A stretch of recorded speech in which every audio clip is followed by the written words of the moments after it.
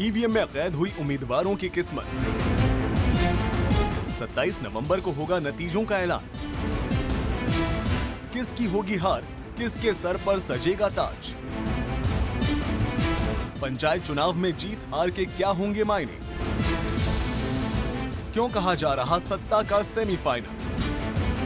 हरियाणा पंचायत चुनाव का दंगल खत्म हो चुका है। 3 चरणों में हुए चुनाव में बम्पर वोटिंग हुई। उम्मीदवारों की किस्मत ईवीएम में कैद हो चुकी है। जिला परिषद और पंचायत समिति के सदस्यों के चुनाव के नतीजों की घोषणा 27 नवंबर को की जाएगी, जबकि पंचों और सरपंचों के चुनाव के परिणाम मतदान वाले दिन ही घोषित कर दिए गए हैं। इसको लेकर प्रशासन की ओर से सभी जरूरी तैयारियां की जा रही है। मतगणना केंद्र भी बनाए गए हैं। पंच और सरपंचों के चुनावी नतीजे जहां चुनाव के दिन ही घोषित कर दिए गए, तो वहीं एक बार फिर जिला परिषद और ब्लॉक समिति के उम्मीदवारों की दिल की धड़कन तेज हो गई है, क्योंकि 27 नवंबर को चुनावी नतीजे आएंगे और ऐसे में कौन से उम्मीदवार के सर जीत का सेहरा बंधेगा और किसको हार का मुंह देखना पड़ेगा, ये तो चुनावी नतीजों के बाद ही साफ हो पाएगा। लेकिन हरियाणा की सत्ता के सेमीफाइनल के ये चुनावी नतीजे हरियाणा की राजनीतिक पार्टियों का आने वाला भविष्य जरूर तय करेंगे। एक सवाल ये भी उठता है कि इस पंचायत चुनाव में जीत हार के क्या मायने हैं। इसे हरियाणा की सत्ता का सेमीफाइनल क्यों कहा जा रहा है। दरअसल 2020 में केंद्र सरकार के कृषि कानून के खिलाफ हुए आंदोलन का असर जिन राज्यों में सबसे ज्यादा दिखा था, उनमें हरियाणा भी शामिल था। आंदोलन के बाद राज्य में पहली बार इतने बड़े पैमाने पर चुनाव हो रहे हैं। किसान आंदोलन का ज्यादा असर ग्रामीण इलाकों में था। ऐसे में इस पंचायत चुनाव से ये भी साफ होगा कि क्या राज्य में इसका असर अभी भी है। हालांकि उत्तर प्रदेश चुनाव में इसका खास असर नहीं दिखा था। बीजेपी को पश्चिमी उत्तर प्रदेश में जहां इस आंदोलन का काफी असर था, वहां भी अच्छी सफलता मिली थी।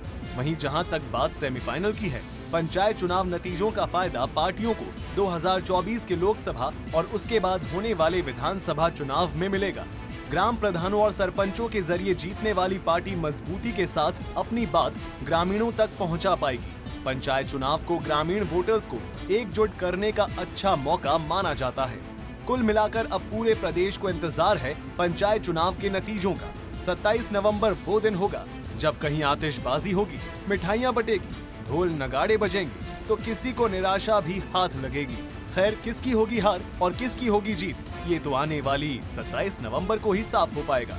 सूर्या समाचार के लिए ब्यूरो रिपोर्ट।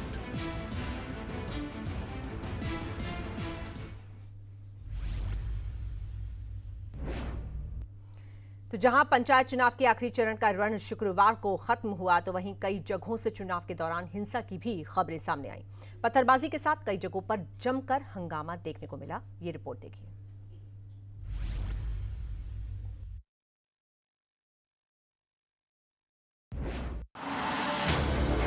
पंचायत चुनाव के दौरान हुई हिंसा।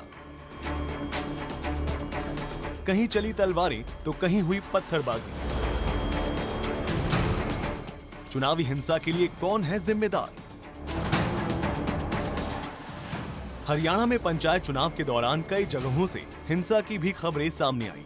कहीं गोलियां चली, कहीं पत्थरबाजी हुई तो कहीं तलवारें तक चल गई। तीसरे चरण के तहत फरीदाबाद के सुरूरपुर में बोगस वोट और जबरन वोट डलवाने को लेकर हल्का फुल्का विवाद देखने को मिला, जिसे पुलिस ने लोगों को समझा बुझाकर शांत करा दिया।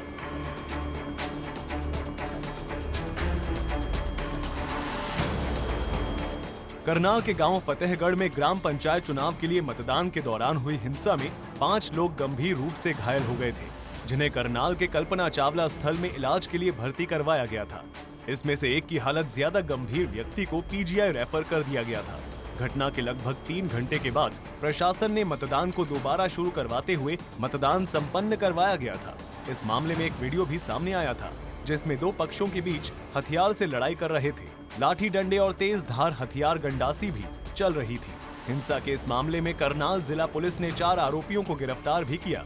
गांव फतेहगढ़ के लोग मतदान को लेकर ना कुछ दिखाई दिए और इसकी शिकायत लेकर पीड़ित पक्ष के लोग करनाल पुलिस अधीक्षक गंगाराम पूनिया से मुलाकात करने के लिए जिला सचिवालय पहुंचे थे। लेके हुआ था, फर्जी वोट डाले थे। वोट डालने को लेके थोड़ा सा झगड़ा बहसबाजी हुई थी, और फिर उन्होंने तलवारें गंडासी वगैरह निकाल ली और हमारे लोगों पर हमला किया। हमारे लोग 5-6 काफ़ी जख्मी हुए हैं। तो पोलिंग बूथ के अंदर ही तलवारें लेके आए थे, तो पुलिस प्रशासन भी कम था, वहाँ पे 4 लोग ही थे, तो वो भी कुछ नहीं कर पाए। तो उसकी वजह से काफ़ी चोटें आई हैं हमारे लोगों को। वो गंभीर थे, उनको रेफ़र किया गया था चंडीगढ़। पंचायत चुनाव की संवेदनशीलता का अंदाजा करनाल से सामने आई तस्वीरों से भी लगाया जा सकता है, जहां फतेहगढ़ गांव में बूथ पर तलवारें चल गई, तो वहीं घरौंडा के डेरा संजय नगर में पुलिस प्रशासन और ग्रामीण आमने सामने हो गए। गांव फतेहगढ़ में बूथ पर हंगामा तब हुआ जब एक बुजुर्ग मतदान के लिए पहुंचा था और पहले से चल रहे विवाद के चलते कुछ लोगों ने उस पर तलवार से हमला कर दिया था। इस हमले में 2 बुजुर्ग और 1 महिला गंभीर रूप से घायल हो गए थे। ये घटना मतदान शुरू होने के कुछ देर बाद ही हुई थी, जिसके चलते कई घंटे तक मतदान बाधित भी रहा था। घटना की सूचना मिलने पर पोलिंग बूथ पहुंची पुलिस ने मौके पर शांति व्यवस्था कायम की थी।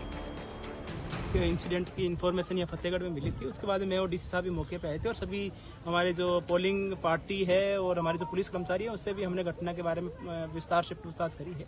साथ ही जो कैंडिडेट्स हैं उनसे भी बात हुई है और कुछ लोग जो घायल हुए थे, हालांकि हमारे जो जैसे डीसी साहब ने बताया था, डॉक्टर साहब से बात हुई है, उनकी स्थिति ठीक है। एक कैंडिडेट से मेरी भी बात हुई है जिसके बताया जा रहा है कि थोड़ी चोट लगी है, उनसे भी हमने कहा है कि आप वो यहाँ पर पहुँच करके वोटिंग में जो भी है इस प्रक्रिया को सुचारू रूप से सम्पन्न करवाएंगे। वहीं करनाल के घरौंडा में पंचायत चुनाव के दौरान गांव डेरा संजय नगर में वोटिंग को लेकर जबरदस्त विवाद हुआ।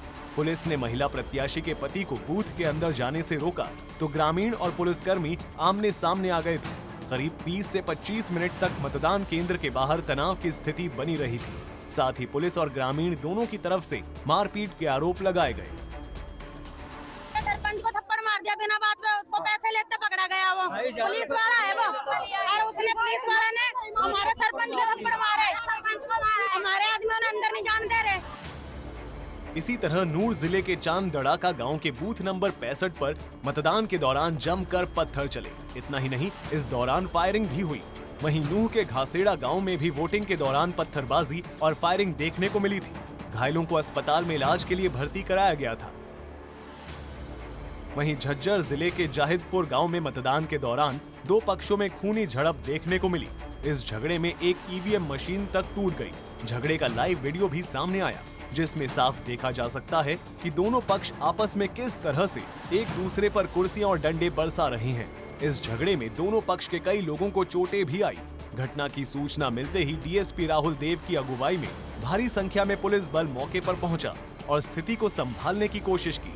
पुलिस जवानों ने भी बीच बचाव करते हुए लोगों को पुलिस स्टेशन से बाहर निकाला था। जाहिदपुर के अंदर ये घटना हुई थी, हमने तुरंत कार्रवाई कर दी है और दोबारा पोलिंग स्टार्ट 5 मिनट के अंदर ही हो गई थी और जो भी शरारती तत्व हैं उनके खिलाफ हमने मुकदमा दर्ज कर दिया। नारनौल के गांव रोपड़ सराय में भी चुनावी हिंसा हो गई थी। यहां सरपंच पद के 2 गुट आपस में भिड़ गए थे, जिसके चलते दोनों में पत्थर चले और दोनों पक्षों के कई लोग घायल हो गए। पत्थरबाजी के चलते मतदान काफी देर तक रुका रहा था। पुलिस ने हालात को काबू करने के बाद मतदान दोबारा शुरू करा दिया। संवेदनशील बूथों पर तमाम व्यवस्थाओं के बावजूद हिंसा की घटनाएं सामने आई थी, लेकिन पुलिस प्रशासन ने सख्ती से निपटते हुए निष्पक्ष और शांतिपूर्ण मतदान संपन्न कराने की जिम्मेदारी पूरी की।